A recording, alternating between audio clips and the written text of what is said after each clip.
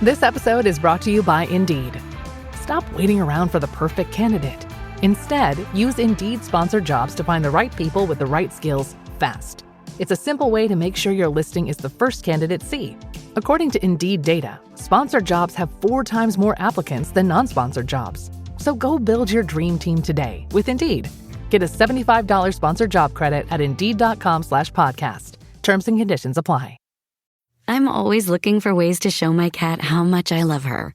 And with Fancy Feast gems, I can pamper her whenever I want with a savory gravy on top of a gourmet mousse pâté.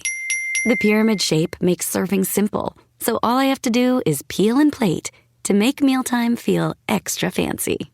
And with 2 entrees in every pack, it's easy to turn every day into the extraordinary. Fancy Feast gems.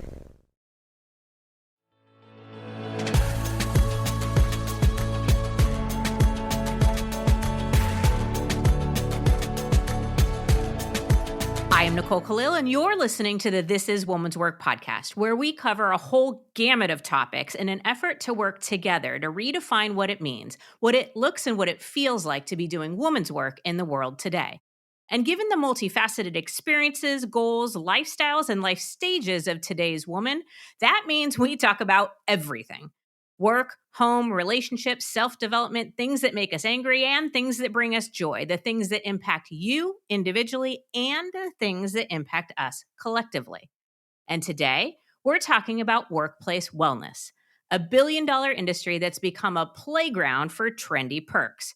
Meditation apps, wellness stipends, yoga in the break room, which is great and I'm sure well-intentioned, but employees are still drowning in burnout, stress, and toxic cultures. Turns out, handing somebody a stress ball doesn't magically erase the stress of unrealistic expectations, lack of support, or a culture that rewards overwork. Shocking, right? But here's the thing. Workplace wellness, as we know it, is about to implode.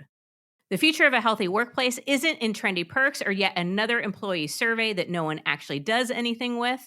According to our guests, it's in going back to the basics. Creating a culture where people actually want to be. Sounds simple and kind of obvious, right? And yet, far too cultures have cracked that code.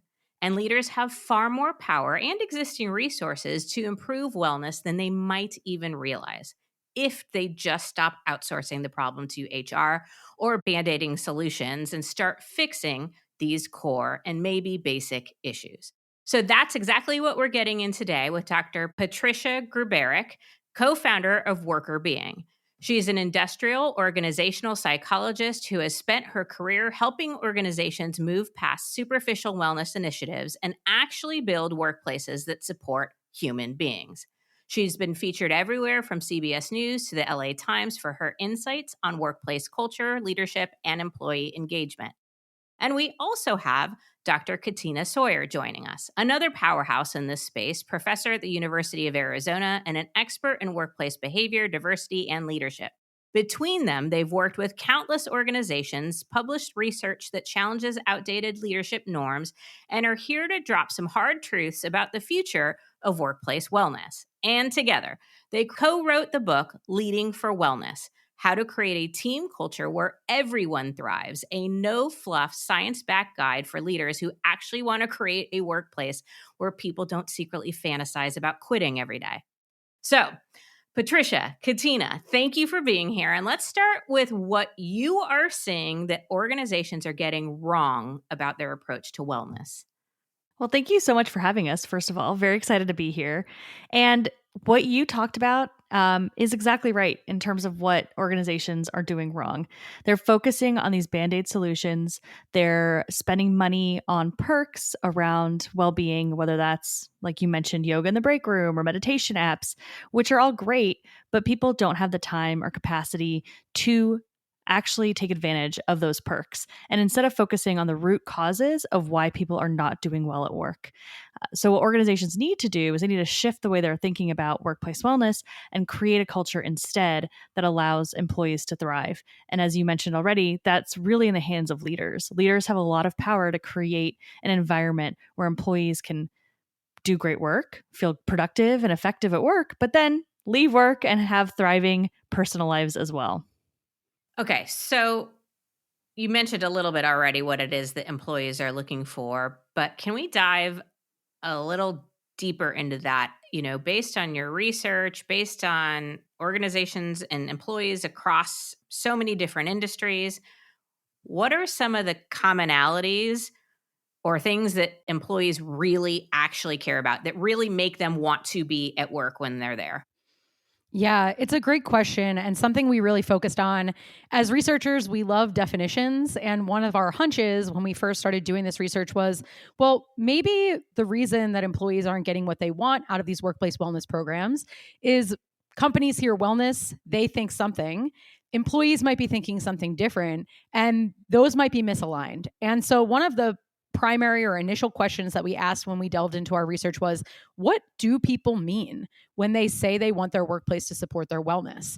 What are the components that make people walk away from their work environment and say, wow, I feel really healthy and happy being here? And we found that there were actually four. One is a physical health component, which is not just about, do I have time to exercise or do I have resources to, make physical activity better? But do I have actual time to cope with my own or others' illnesses? Or are there time periods where I'm going through a treatment and I need to know that my workplace is going to cover for me? So it's going sort of beyond this idea of just physical activity. We also found that mental health was very important for people. Similarly, not just a mention that the workplace cares about mental health or saying, oh yeah, we have a benefit where you could call a telehealth therapist or something like that, but rather that people felt like their mental health challenges were recognized in the workplace and that they were able to be open and honest about those and find ways to work around them. Can I just jump in on Yeah. that real quick too? I also think you tell me if I'm off base, but there's also a component of not having your workplace be the one that's causing your mental health issues in the first place. Like, yes, it's wonderful Yeah. if you provide me, a therapist or some telehealth or whatever. But when I have to show up to those appointments and talk about how badly I'm being treated at work or how much it's draining me, it's like, yes, provide the resources, but for the love of all Yeah. things holy, first and foremost, don't create an environment that sends people right to therapy. Yes? Yes, 100%. That's accurate. So it's also about creating an environment that's less likely to make these situations worse or to provoke them in the first place. And you're also touching on something that has to do with the third component, which is emotional health. And this is not just being able to feel that a broad range of emotions are acceptable to display in the workplace, which is something that came up. But it's also this idea that I'm not in a workplace that's constantly stressing me. If you ever want to get a sense of how stressed people are at a baseline in a workplace, run a workplace retreat where you ask people to just start sharing things they're struggling with.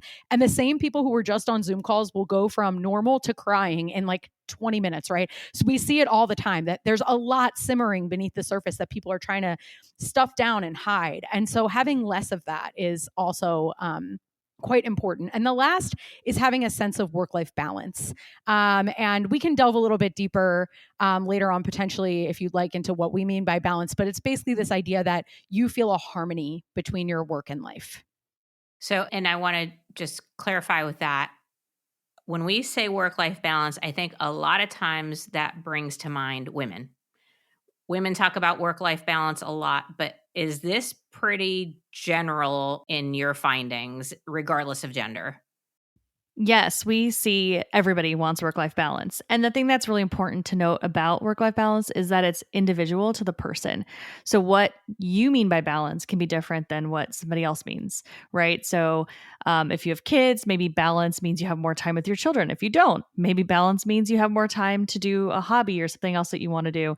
Or maybe in certain parts of your life, balance actually means more work than time outside of work because that's what you want to focus on. You're an entrepreneur. You're trying to grow in your career and that's something that you care about and that matters to you. So it's not like a 50-50 split. It's really just what makes you feel like you're in balance and makes you feel whole and where you want to be in your life. Mm-hmm. And one more thing I might build on that because it's fun when we get to talk about gender on a podcast that focuses around that.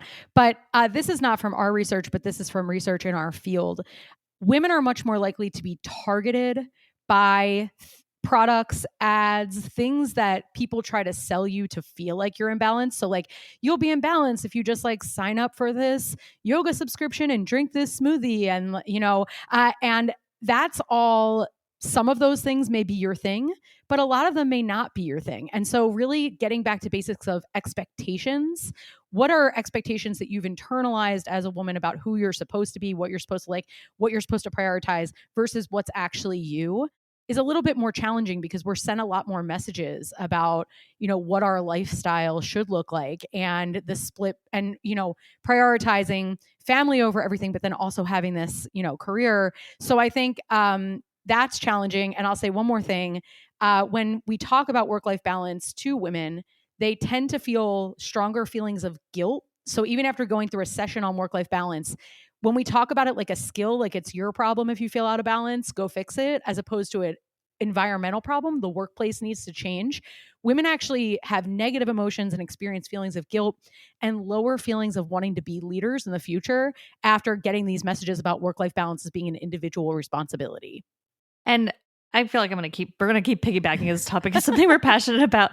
But in a lot of research and, when I've worked with organizations doing engagement surveys and different things like that too, what we see is that while work-life balance matters for everyone and everybody wants it, women tend to score lower on those items, right? We tend to see that women have a harder time finding the balance. A couple of places I've worked, I've actually seen this interesting pattern where women that report to women actually report lower levels of balance. And that is probably due to the fact that they're seeing more senior women having less balance and then them kind of panicking about that and trying to think about like, how can I be that person if I want to be a VP or whatever? But I already don't feel in balance. So then it kind of exacerbates that emotion about it. So we see that in general, women tend to score lower and tend to feel less balanced. And that's because of some of the things Katina talked about, the societal pressures to do kind of everything as a woman. Yeah. Everything you're saying aligns so much with my personal experience and my experience in talking and interacting with so many women. When I talk about the mission of this podcast, I always say, our goal is together redefine what it means to be doing woman's work with you as the decider, meaning that each of us get to decide what it looks like for us to be doing woman's work. And it's whatever feels true and real and right for you, which is meant to be empowering, but I find can be really overwhelming and exhausting because we're so used to societal pressures, other people's expectations, other people's opinions that we've become disconnected and detached from what that even means for ourselves. So that can feel like a tricky thing to even begin to navigate. And then on top of that, as you said, it was a different guest, and now I can't remember who it was, but she was talking about how the younger generations of women are almost kind of moving away from this idea of wanting to put, and I put in air quotes, have it all, because they're watching their moms and these trailblazing women do it, and it looks exhausting and painful and not at all interesting to them. And it's, I don't think most of us are doing what we're doing specifically to inspire the next generation, but I do think we should be paying attention if what we're doing looks so unattractive to people that they're like, thanks, but no thanks. Totally. And that's like exactly what we were seeing in that research, right? Women reporting to women, lower work-life balance, because they're seeing that next level, that next person, and that looks unattractive because they're working hours that are unsustainable. They don't spend that much time with their kids. And maybe, the person that's watching wants to do that. So I think we're setting expectations that are unrealistic, but going back to the systems, the organizations aren't structured in a way to help support people having it all, right? We want employees, like organizations want employees to be there all the time, be always on, be paying attention to their email at all hours of the day, working hard. And working hard means a lot of hours usually. It's not just actually working hard during a specific window of time.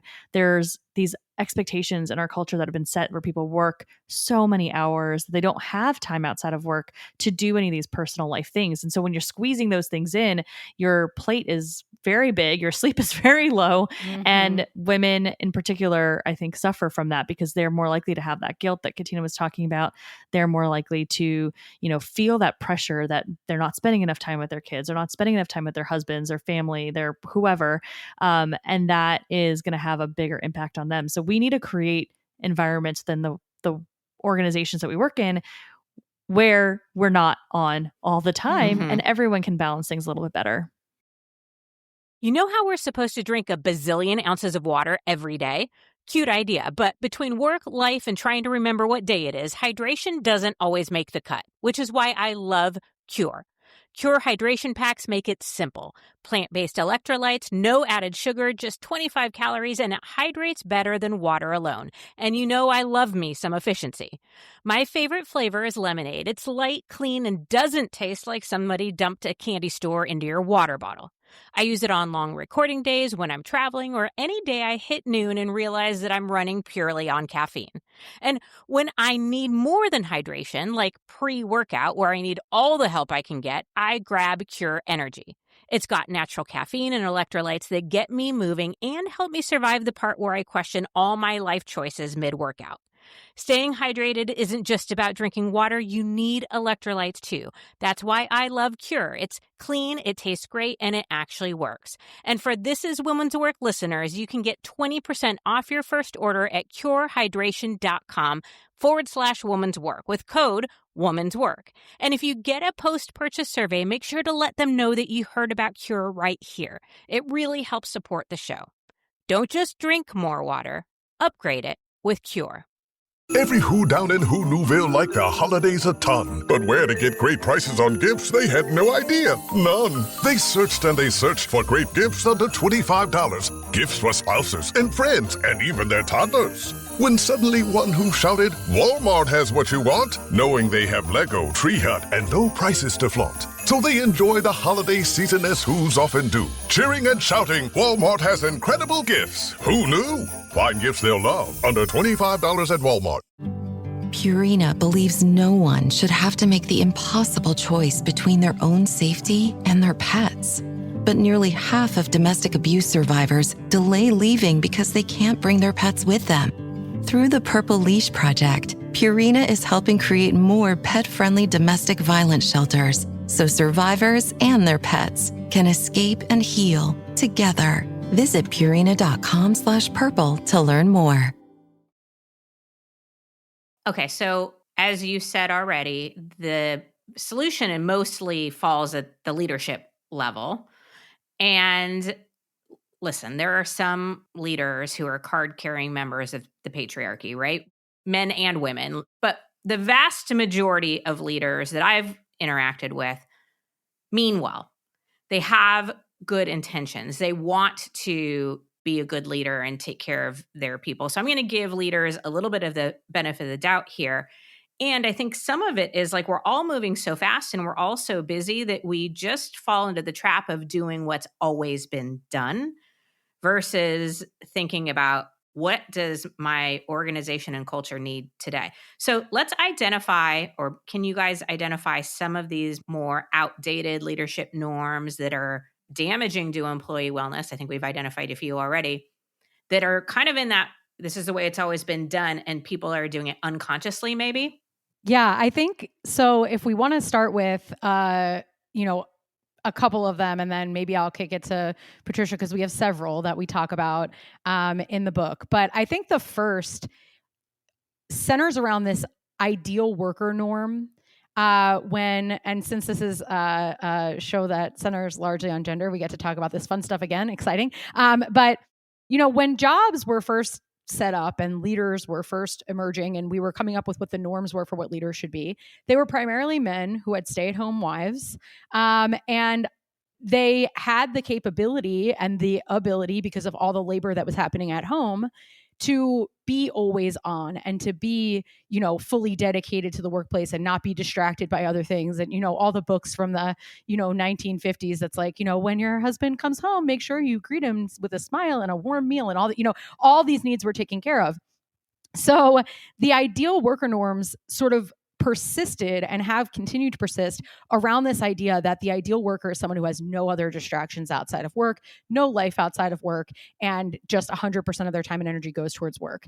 And that's created some issues and some problems because, first of all, one myth that we talk about is that leaders need to be superheroes, that they have to be those people who never show any emotion or vulnerability or authenticity. They never struggle with anything. They always have the answer. And this comes from this like masculinity, strong, decisive, these masculinity norms that have emerged from having leaders start off as being mostly men.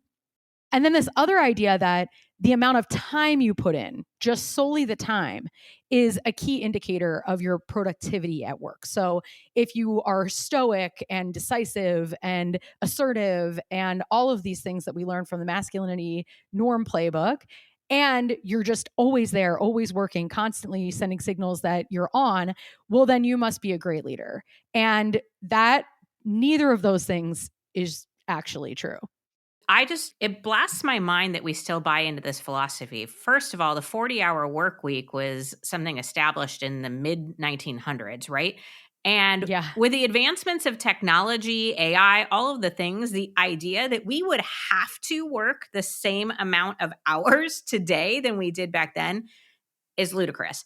And then there's so many studies and research. Adam Grant has shared a bunch about the compressed work week or 4-day work week, or that it doesn't sacrifice productivity. In fact, it increases it. And like the stolen hours or whatever it's called that happen in a day when people are being asked to work longer than is necessary. It's just, again, fascinating to me that we're holding on so tightly to some of these outdated ideals that you've mentioned. Okay, Patricia, you were going to add some more.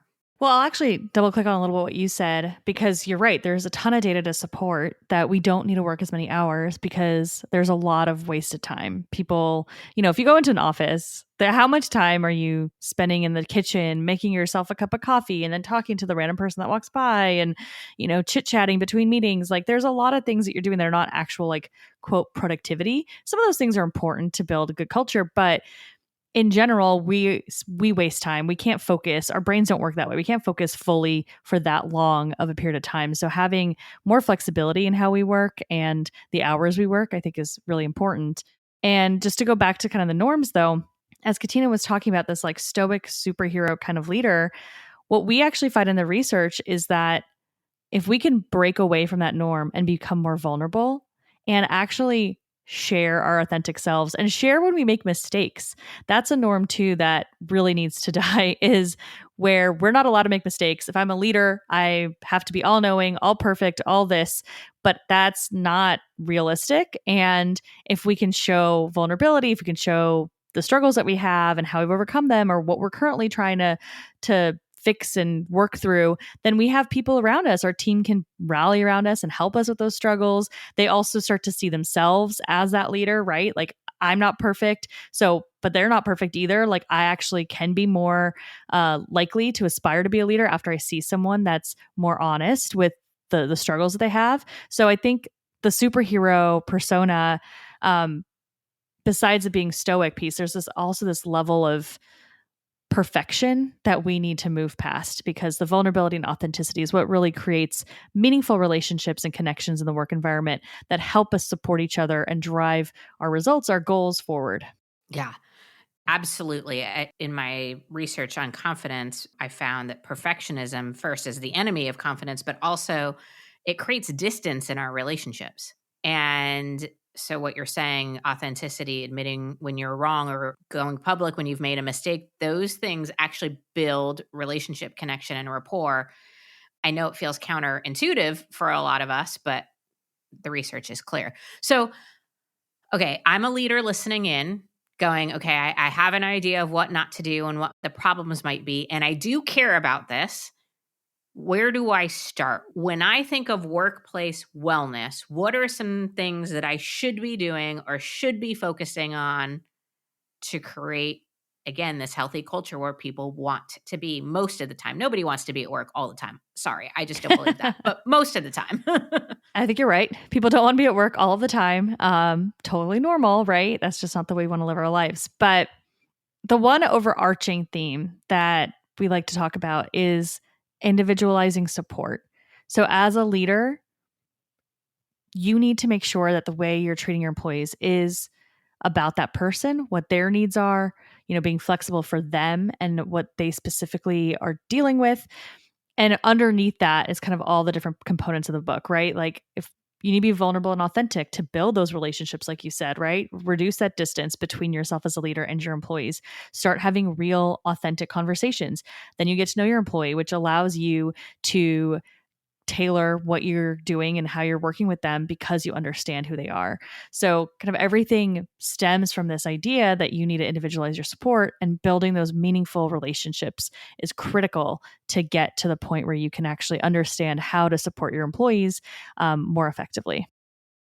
So agreed. And I love that just the term individualizing support that speaks to me. And let's say I have an organization of 100 people.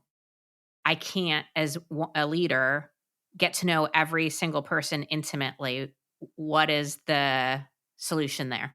Yeah, I think so. That's true. I think you would probably have leaders under you who would be responsible for creating those team subcultures. So, really making sure that you're in touch with those folks to help them learn some of the tips that we put out there. How can they better share their struggles? How can they make sure that they're rewarding high quality work, creating a team culture that is going to be positive and reinforcing of people helping one another with their problems instead of always running to the leader, and not just rewarding people putting time in? How do they help employees set and keep boundaries? How do they get to know their team, right, and do that individualized planning? So I think there are things that you can do to, over time, you can it might take a while to have lunch with every one of those 100 employees, but even a little gesture like that could be helpful, where you're just taking time to do it in batches. But really, it's relying on that next level leader down and making sure that they know that coming from the top,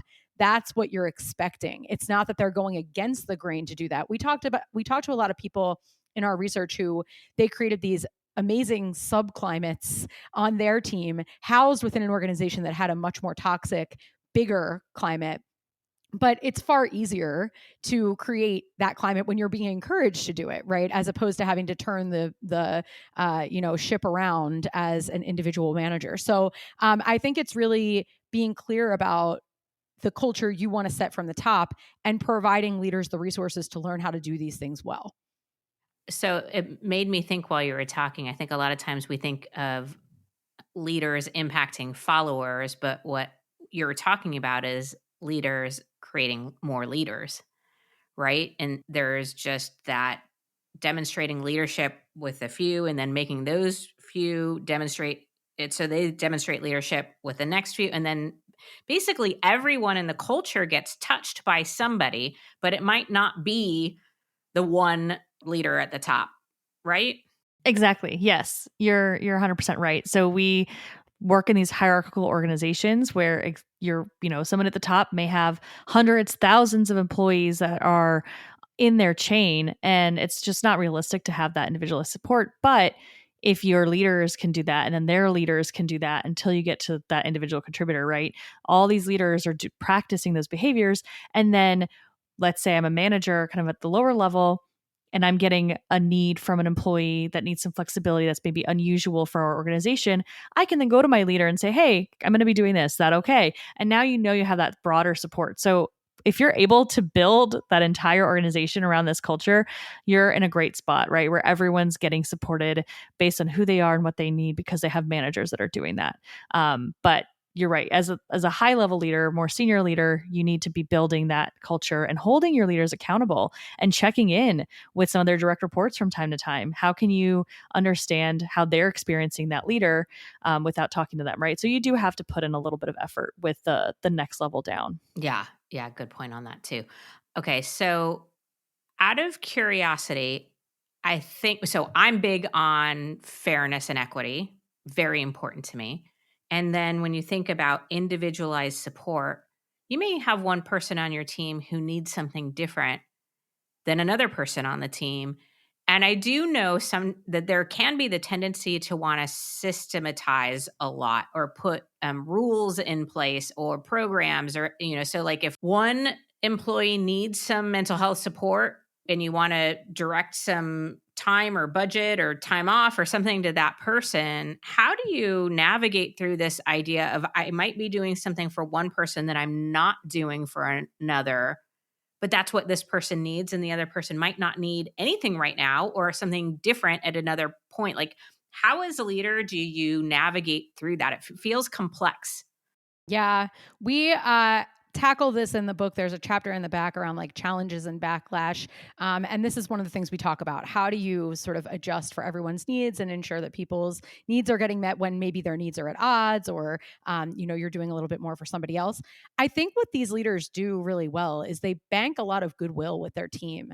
And their team members know that if they're doing something for one team member, if they need something the next day, they'll be the person that is, getting the help and support they need. So I think when you create this culture where people want to help each other, they want to see each other get the resources they need, they're happy to see their team thrive and be successful, there's less likely to be those fairness perceptions, because while the leader may not be doing the same actions for each person, they're dedicating similar time to getting to know what that person needs and responding with similar enthusiasm and care, right? So I think it's about the equity in the approach and not necessarily equal activities that result from those meetings.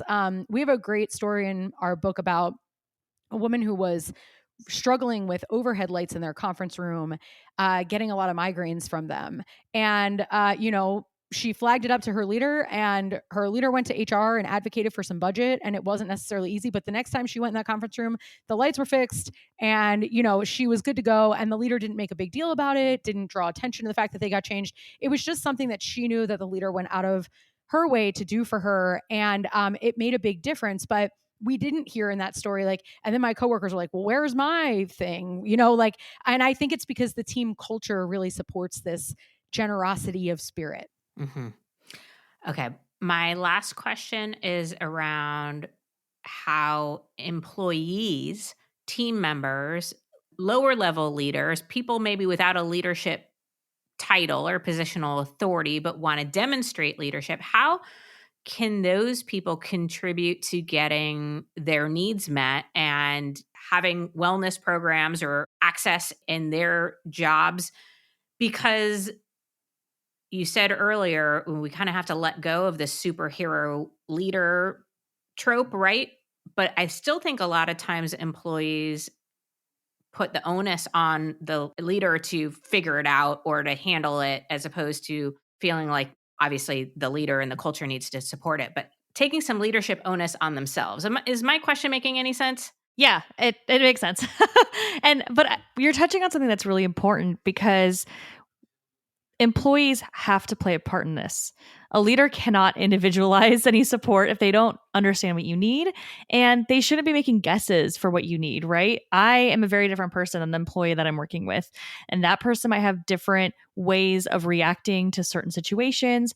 What they're looking for, what's actually going to help them is different. So making any assumptions that what helps me is going to help them is folly, right? Like, that's not going to help everybody down the line, right? You want to make sure you're working with the person. So we actually talk about person-centered planning, which includes the leader working directly with an employee to plan for what they need together. So it's not the leader is the solution. And when you create a culture when people are open and honest and having these conversations, that's where the leader can clearly state to the employee, right? This is something that we should work on together. I need your input. I need your support. And employees, when you have a leader that is open and transparent and having these kinds of conversations with you, it's on you to provide your input, because they are not mind readers. Leaders cannot know what's best for you. You have to advocate what's best for you. Of course, as you're mentioning, it kind of depends on the situation you're in, what the leader's like, but as much as you can advocate for yourself, the better that you're going to have, the better results you're going to have, because people are going to actually be able to give you what you need. So it isn't up to the leader to come up with all the solutions. They need to be open to a variety of solutions. They need to be able to hear without judgment, right? Listen in, see what the employee's speaking about, and ask the right questions to kind of dig in deeper and figure out what the right solution is. So there's a really important component of our book and of this leadership style is making sure the person is at the center of everything you're planning. So the employee does have a part in all of this. I think I said that was the last question, but I'm going to throw in one quick one. As you think about the future of specifically workplace wellness, what are the trends and what can leaders be doing now to prepare to meet those future demands? Yeah, I think what we're seeing is that organizations are investing increasingly heavily in the idea of workplace wellness because employees are increasingly burnt out and exhausted and they don't know what to do about it. But what we see is that organizations have generally taken a lot of money and used a spaghetti at the wall approach. Like, let's just see what sticks.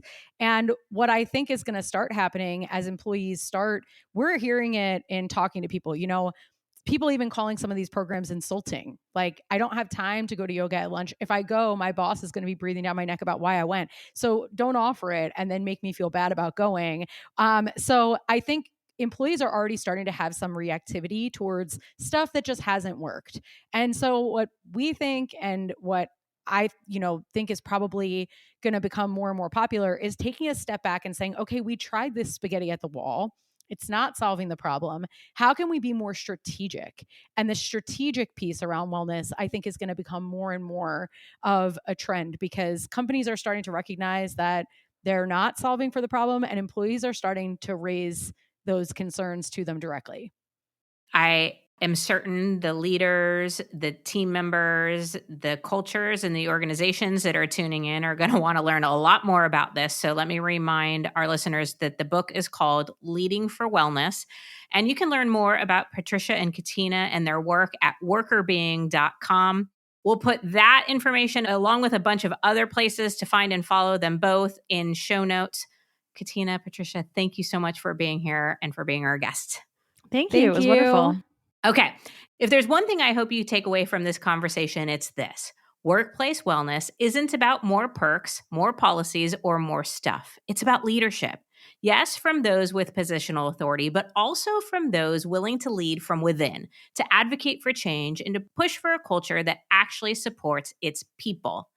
And because leadership is hard, messy, complex, and constantly evolving, we've linked several episodes in show notes that dive deeper into leadership and culture. But know this, no amount of meditation apps, wellness stipends, or kombucha on tap is going to mask a toxic culture. No wellness initiative will ever replace the need for actual support, reasonable expectations, and leaders who care. And if this episode resonated with you, leave us a review, share it with a friend, or maybe just send it to the leader who needs to hear it. Because doing meaningful work, women's work, isn't just about surviving the workplace treadmill. It's about redefining success in a way that actually supports you, your well-being, and the impact that you want to have. Let's make work better for all of us, because that is women's work.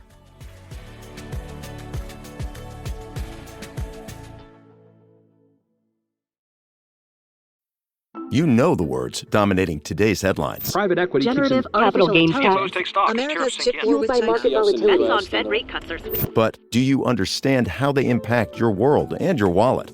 In a world that skims the what, understand the why. Because context changes everything. Subscribe at Bloomberg.com.